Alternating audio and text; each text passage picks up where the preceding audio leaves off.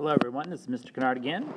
We are finishing up investigation 4. This one's going to look at solids expansion and contraction. So far we've seen what happens with expansion and contraction in gases and with liquids. Today we're going to look and see what might happen to solids with their expansion and contraction. So stay tuned.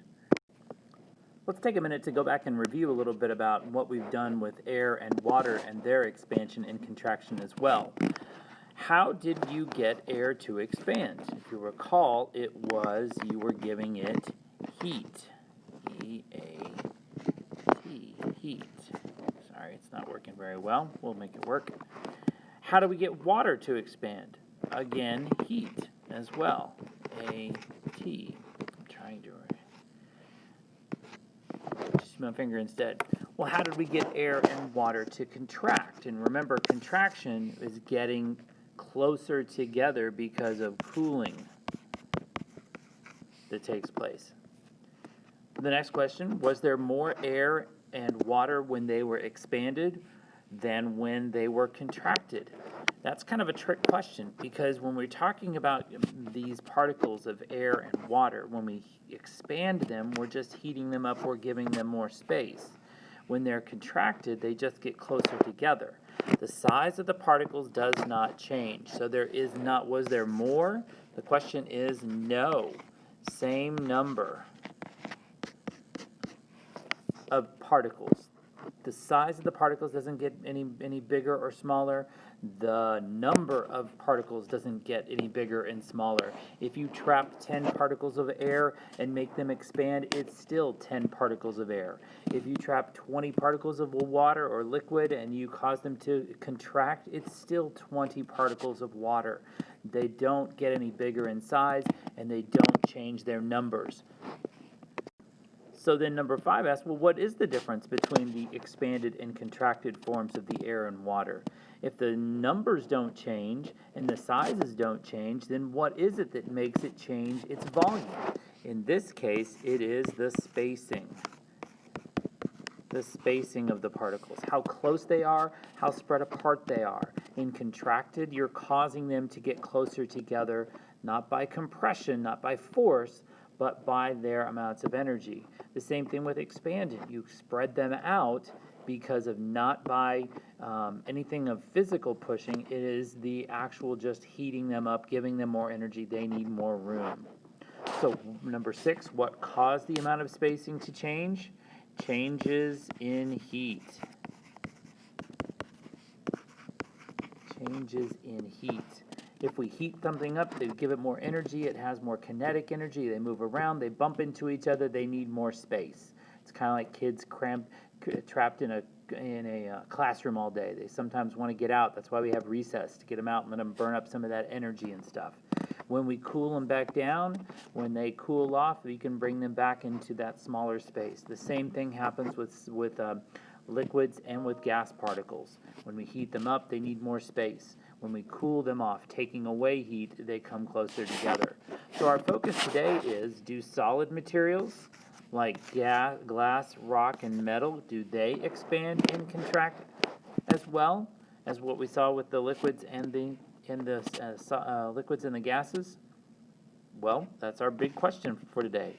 Well, how can we find that out? We need a piece of metal or solid, a glass, rock, or metal to find that and test it. And what we're going to find out is what we're going to be using for that next. So our focus question for this is, what happens to particles in the sample of a solid when it is heated or when it is cooled? Our focus is going to be on, yes, a piece of metal, actually 2 pieces of metal that go together. And by heating and cooling them and changing them, we can see how those solids are affected by the heating and cooling. To investigate expansion and contraction of solids, we're going to use a metal, key thing there, sphere and ring apparatus. And based on what we saw with gases and liquids, can we make similar predictions? What might happen if we heat up the sphere? And what might happen if we cool the ring? What I mean by the sphere and ring apparatus is in the following video right now.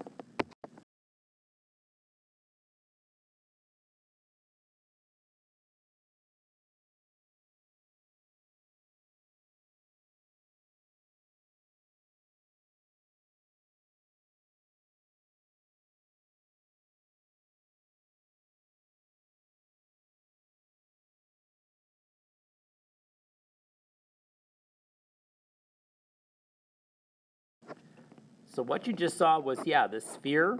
A little ball at the end of a stick, and a ring at the end of a stick. And they are both made of metal. That is a solid. So then what happens, these are going to be our questions, what happens to the metal particles in the sphere? What might happen to them if we heat them or cool them? What might happen to the metal particles in the ring when we heat them and cool them? What might happen to the sphere and the ring as a result of changes in the kinetic energy? In this case, kinetic energy really comes down to changes in the heat. If that's right, what will happen when the sphere and the ring are brought together? If we heat up that sphere, what's going to happen? If we give it some heat, what's going to happen to those particles? Well, with gases and liquids, we saw that those particles expand. The volume gets bigger. So in this case, the ring or the sphere might get bigger. What would happen to the ring? We're going to subtract heat. We're going to take it away. We're going to make it contract. If that's the case, then the particles, like we saw with the gases and liquids, are going to contract, and they're going to get closer together, and that ring will actually get smaller. Well, then what might happen if we bring that expanded sphere and the contracted ring brought together? Well, that's what we're going to find out next.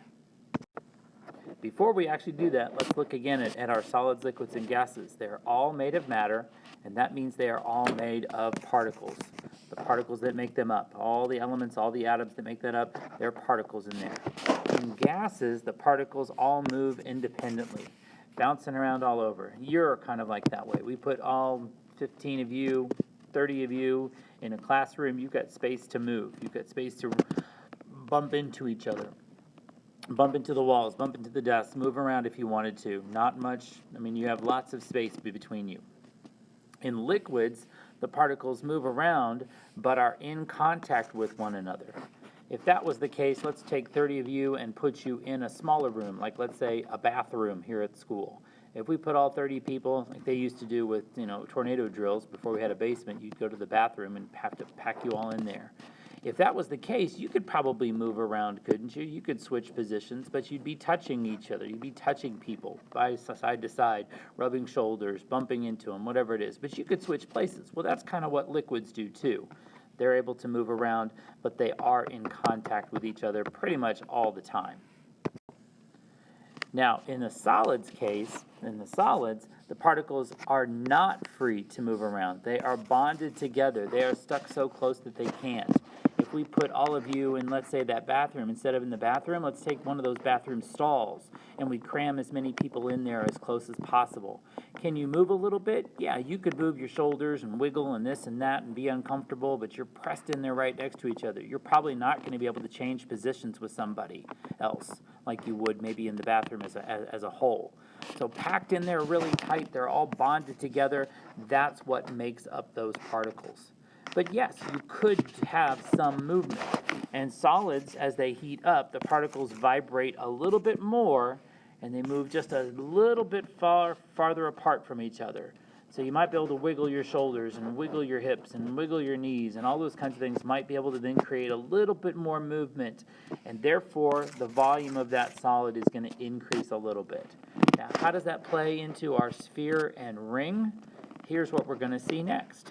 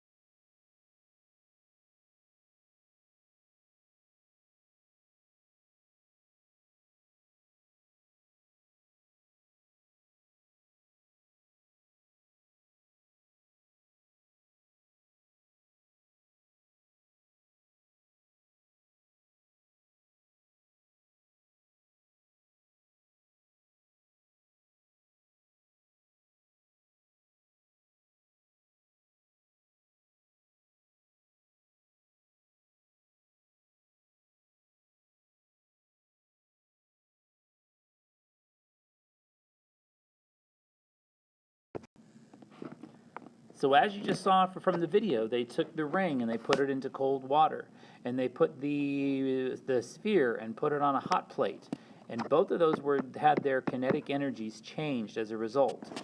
The question on this one, then, of what you saw, why didn't the hot sphere pass easily through the cold ring?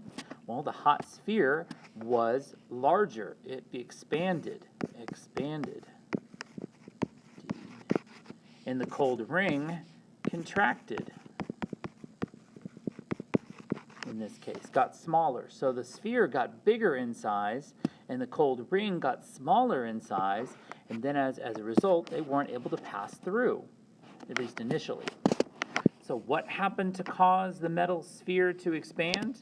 It was the heat. You're adding heat from the hot plate. You set it on there, the sphere heats up, the particles in the solid sphere heat up, they expand, it gets bigger.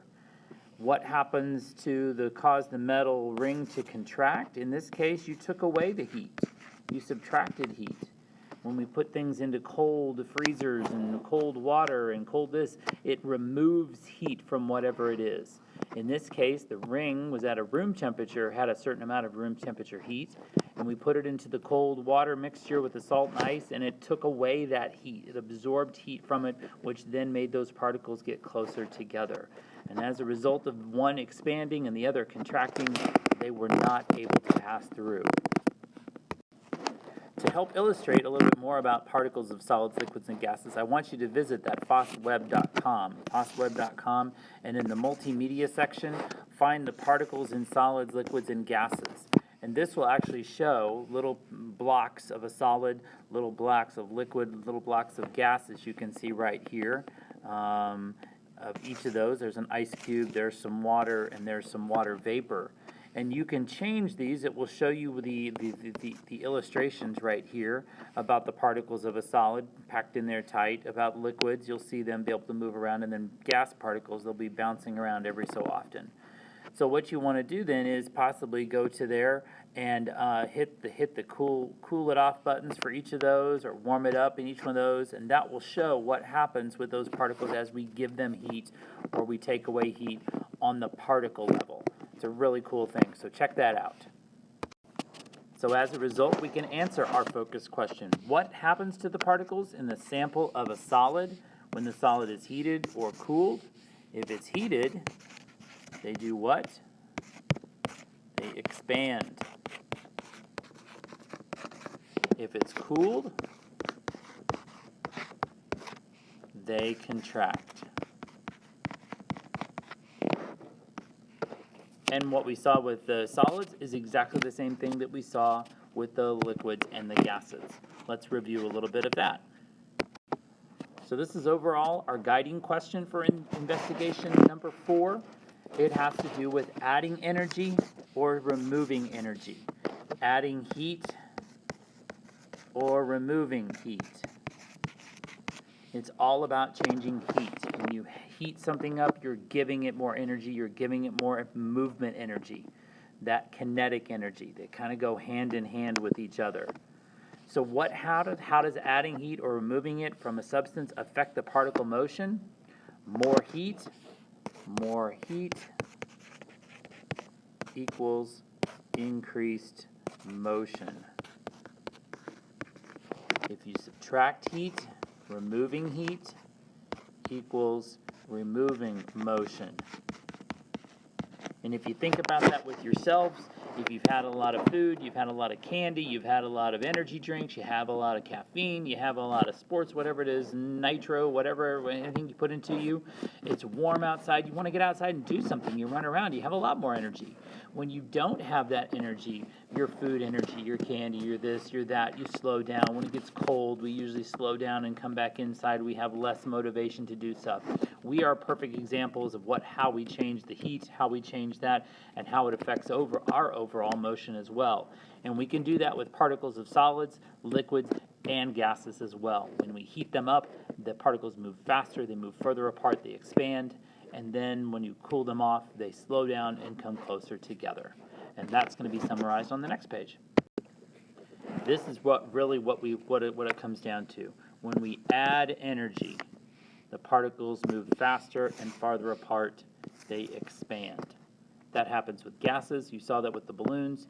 When you heat up the air inside the bottle, that happens with the liquids. You saw that when you put the blue water in the hot water bath, expanded, and you saw that with the sphere when we heated it up on the hot plate. All of those cause the particles to move faster, to farther apart, an increase in volume, and as a result, that leads to them expanding. What happens when we remove the heat, minusing the heat? The particles move slower and come closer together. They contract. That also then means it's a minus of volume, less volume. They don't take up as much space, and therefore that's what's called contraction. And gases do it. When you put the balloon in the bottle in the cold water, the balloon deflated. When you put our little bottle of blue water in the cold, the amount came down the tube. It contracted like a thermometer. And the same thing with our ring. When you put it into that cold ice water with salt and stuff, get it really cold, then the ring, you couldn't see it as well, but it definitely got smaller in size because of the cold factor. So what I want you to do next in your FOSS Science Resources, that's the ebooks again, if you would find for FOSS, the expansion and contraction. If you would read that for me, it shows you some practical examples. You see here in the picture an expansion joint on a big bridge, or sometimes in concrete, or other places like that. You have to build those things in there so that the bridge can expand with heat or cool off with the cold, and allow the bridge or the road or any of those kinds of things to flex. It's a really cool reading. So check that out. Page 40 is where that starts. Find that in your ebooks, on your ebooks app button, and that would finish up our investigation number 4. Thanks, everybody.